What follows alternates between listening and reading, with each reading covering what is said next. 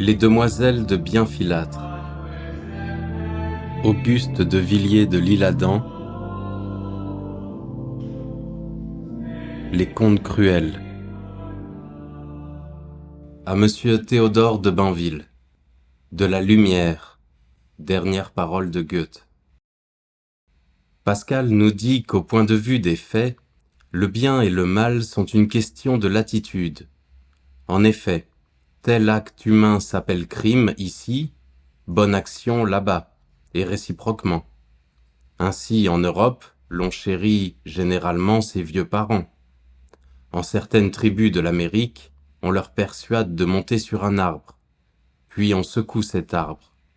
S'il tombe, le devoir sacré de tout bon fils est, comme autrefois chez les Messéniens, de les assommer sur le champ à grands coups de tomahawk, pour leur épargner les soucis de la décrépitude. S'ils trouvent la force de se cramponner à quelques branches, c'est qu'alors ils sont encore bons à la chasse ou à la pêche, et alors on sursoit à leur immolation. Autre exemple. Chez les peuples du Nord, on aime à boire le vin, flot rayonnant où dort le cher soleil. Notre religion nationale nous avertit même que le bon vin réjouit le cœur. Chez le mahométan voisin, au sud, le fait est regardé comme un grave délit. À Sparte, le vol était pratiqué et honoré.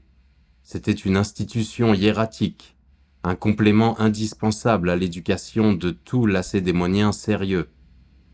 De là, sans doute, les Grecs. En Laponie, le père de famille tient à honneur que sa fille soit l'objet de toutes les gracieusetés dont peut disposer le voyageur admis à son foyer. En Bessarabie aussi. Au nord de la Perse et chez les peuples du Kaboul, qui vivent dans de très anciens tombeaux, si, ayant reçu, dans quelque sépulcre confortable, un accueil hospitalier et cordial, vous n'êtes pas, au bout de 24 heures, du dernier mieux avec toute la progéniture de votre hôte, guèbre, parsi ou wahhabite, il y a lieu d'espérer qu'on vous arrachera tout bonnement la tête. Supplice en vogue dans ces climats. Les actes sont donc indifférents en tant que physiques. La conscience de chacun les fait seul, bons ou mauvais.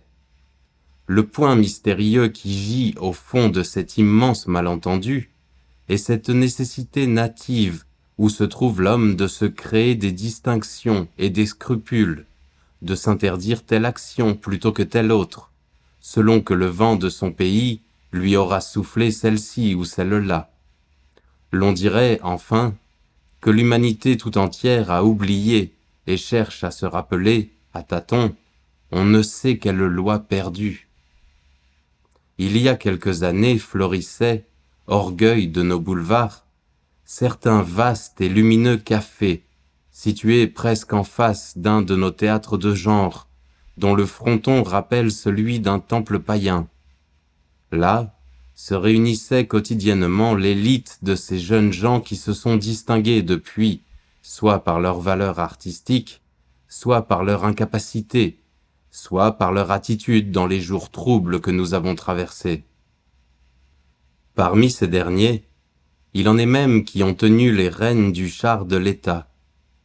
Comme on le voit, ce n'était pas de la petite bière que l'on trouvait dans ce café des 1001 nuits. Le bourgeois de Paris ne parlait de ce pandémonium qu'en baissant le ton. Souvent-fois, le préfet de la ville y jetait négligemment, en manière de carte de visite, une touffe choisie, un bouquet inopiné de sergents de ville. Ceux-ci, de cet air distrait et souriant qui les distingue, y époussetaient alors, en se jouant, du bout de leur sortie de bal, les têtes espiègles et mutines. C'était une attention qui, pour être délicate, n'en était pas moins sensible. Le lendemain, il n'y paraissait plus. Sur la terrasse, entre la rangée de fiacres et le vitrage, une pelouse de femmes, une floraison de chignons échappés du crayon de Guy, attifés de toilettes invraisemblables, se prélassaient sur les chaises. auprès des guéridons de fer battus, peints en vert espérance. Sur ces guéridons étaient délivrés des breuvages. Les yeux tenaient de l'émerillon et de la volaille. Les unes conservaient sur leurs genoux un gros bouquet, les autres un petit chien, les autres rien. Vous eussiez dit qu'elles attendaient quelqu'un. Parmi ces jeunes femmes, 2 se faisaient remarquer par leur assiduité. Les habitués de la salle célèbre les nommaient, tout court, Olympe et Henriette.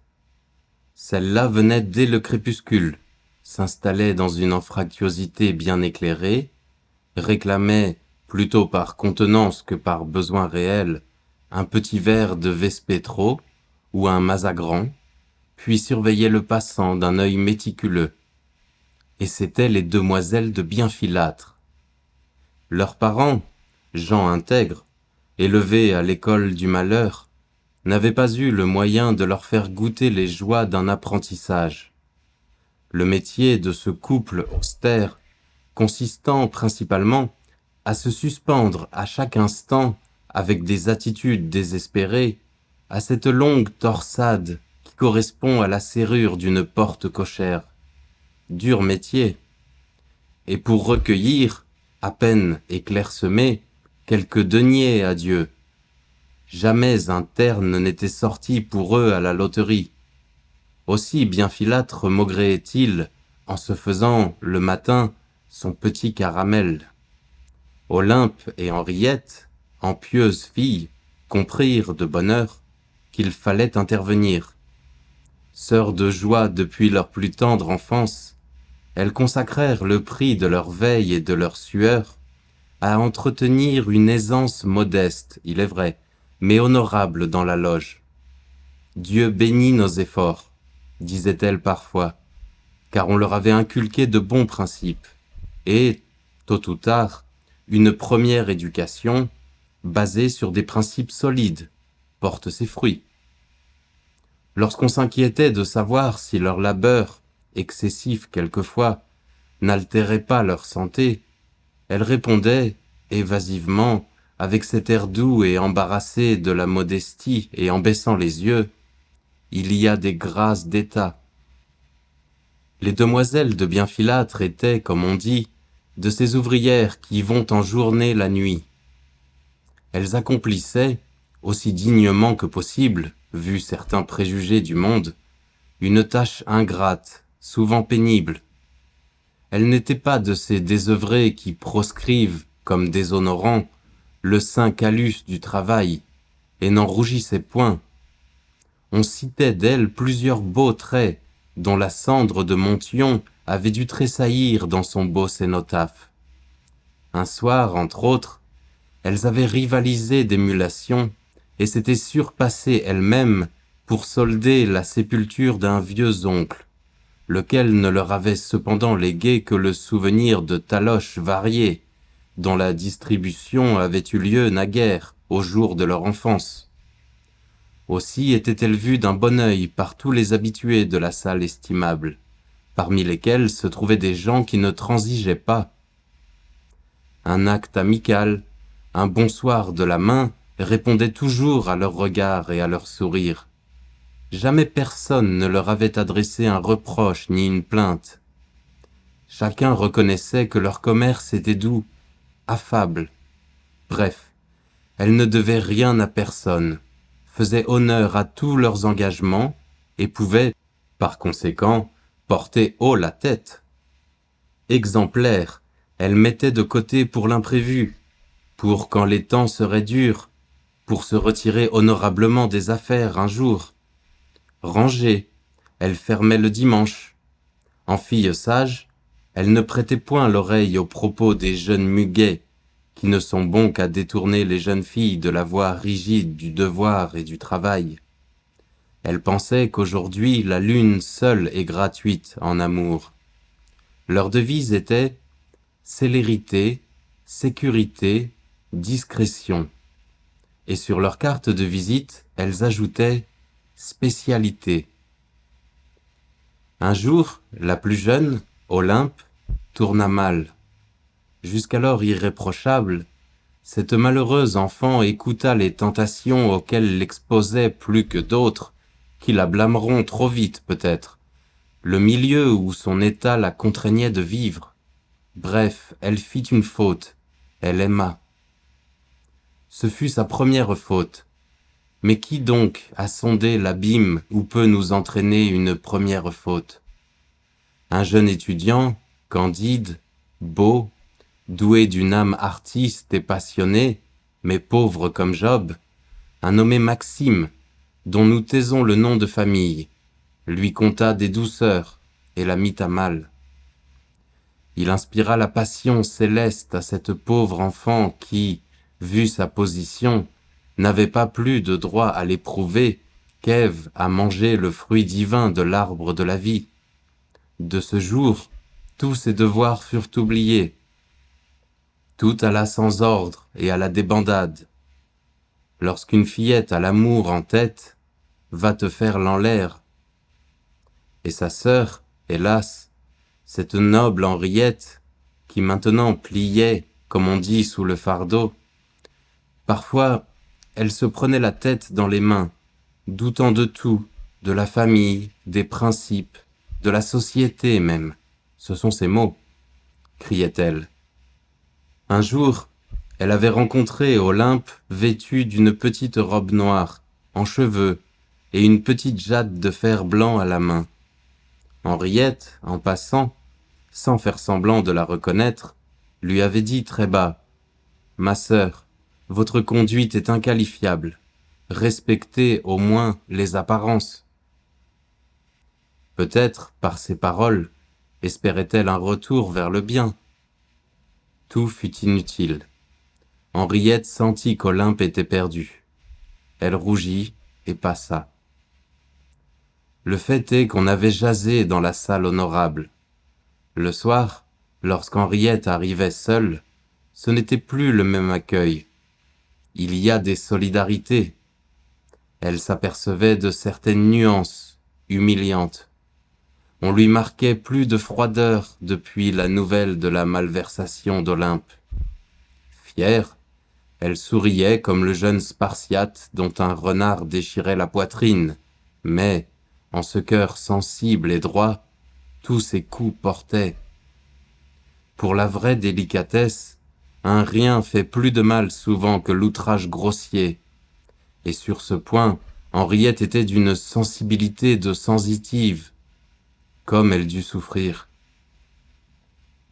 Et le soir donc, au souper de la famille, le père et la mère, baissant la tête, mangeaient en silence. On ne parlait point de l'absente. Au dessert, au moment de la liqueur, Henriette et sa mère, après s'être jeté un regard à la dérobée et avoir essuyé une larme respective, avaient un muet serrement de main sous la table. Et le vieux portier, désaccordé, tirait alors le cordon, sans motif, pour dissimuler quelques pleurs. Parfois, brusque et en détournant la tête, il portait la main à sa boutonnière, comme pour en arracher de vagues décorations. Une fois même, le Suisse tenta de recouvrer sa fille. Morne, il prit sur lui de gravir les quelques étages du jeune homme. Là, « Je désirerais ma pauvre enfant, » sanglota-t-il. « Monsieur, » répondit Maxime, « je l'aime, et vous prie de m'accorder sa main. »« Misérable !» s'était exclamé Bienfilâtre en s'enfuyant, révolté de ce cynisme. Henriette avait épuisé le calice. Il fallait une dernière tentative. Elle se résigna donc à risquer tout, même le scandale. Un soir, elle apprit que la déplorable Olympe devait venir au café régler une ancienne petite dette. Elle prévint sa famille, et l'on se dirigea vers le café lumineux. Pareil à Mallonia, déshonorée par Tibère et se présentant devant le Sénat romain pour accuser son violateur, avant de se poignarder en son désespoir, Henriette entra dans la salle des austères. Le père et la mère, par dignité, restèrent à la porte. On prenait le café. À la vue d'Henriette, les physionomies s'aggravèrent d'une certaine sévérité. Mais comme on aperçut qu'elle voulait parler, les longues plaquettes des journaux s'abaissèrent sur les tables de marbre, et il se fit un religieux silence. Il s'agissait de juger. L'on distinguait dans un coin, honteuse et se faisant presque invisible, Olympe et sa petite robe noire, à une petite table, isolée. Henriette parla. Pendant son discours, on entrevoyait, à travers le vitrage, les bienfilâtres inquiets qui regardaient sans entendre. À la fin, le père n'y put tenir. Il entrebâilla la porte et, penché, l'oreille au guet, la main sur le bouton de la serrure, il écoutait. Et des lambeaux de phrases lui arrivaient lorsqu'Henriette élevait un peu la voix. L'on se devait à ses semblables. Une telle conduite, c'était se mettre à dos tous les gens sérieux. Un galopin qui ne lui donne pas un radis, un vaurien. L'ostracisme qui pesait sur elle dégageait sa responsabilité. Une fille qui a jeté son bonnet par-dessus les moulins, qui bâille aux grues, qui naguère encore tenait le haut du pavé. Elle espérait que la voix de ces messieurs, plus autorisée que la sienne, que les conseils de leur vieille expérience éclairée, ramèneraient à des idées plus saines et plus pratiques. On n'est pas sur la terre pour s'amuser. Elle les suppliait de s'entremettre. Elle avait fait appel à des souvenirs d'enfance, à la voix du sang. Tout avait été vain. Rien ne vibrait plus en elle. Une fille perdue. Et quelle aberration, hélas. À ce moment, le père entra, courbé, dans la salle honorable. À l'aspect du malheur immérité, tout le monde se leva. Il est de certaines douleurs qu'on ne cherche pas à consoler. Chacun vint, en silence, serrer la main du digne vieillard, pour lui témoigner, discrètement, de la part qu'on prenait à son infortune. Olympe se retira, honteuse et pâle. Elle avait hésité un instant, se sentant coupable, à se jeter dans les bras de la famille et de l'amitié, toujours ouvert au repentir. Mais la passion l'avait emportée. Un premier amour jette dans le cœur de profondes racines, qui étouffent jusqu'au germe des sentiments antérieurs. Toutefois, l'esclandre avait eu, dans l'organisme d'Olympe, un retentissement fatal. Sa conscience bourrelée se révoltait. La fièvre la prit le lendemain. Elle se mit au lit. Elle mourait de honte, littéralement. Le moral tuait le physique. La lame usait le fourreau. Couchée dans sa petite chambrette et sentant les approches du trépas, elle appela. De bonnes âmes voisines lui amenèrent un ministre du ciel. L'une d'entre elles émit cette remarque qu'Olympe était faible et avait besoin de prendre des fortifications. Une fille à tout faire lui monta donc un potage. Le prêtre parut. Le vieil ecclésiastique s'efforça de la calmer par des paroles de paix, d'oubli et de miséricorde. « J'ai eu un amant » murmurait Olympe, s'accusant ainsi de son déshonneur. Elle omettait toutes les peccadilles, les murmures, les impatiences de sa vie. Cela seulement lui venait à l'esprit. C'était l'obsession, un amant, pour le plaisir, sans rien gagner. Là était le crime. Elle ne voulait pas atténuer sa faute en parlant de sa vie antérieure, jusque-là toujours pure et toute d'abnégation. Elle sentait bien que là, elle était irréprochable.